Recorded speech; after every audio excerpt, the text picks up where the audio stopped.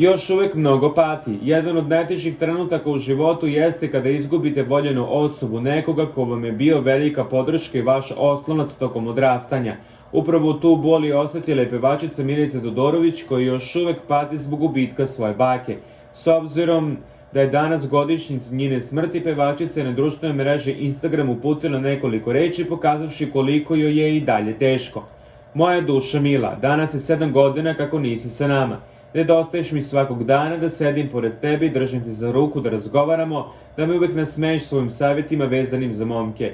Da igramo, ne ljuti se čoveče, da se prisjećamo zajedničkih događaja iz mog detinjstva. Hvala što si mi noćas vratila u san, što sam mogla da te zagrlim i da ti kažem da te volim mnogo. Bako, moja Angelina, napisala je Milica.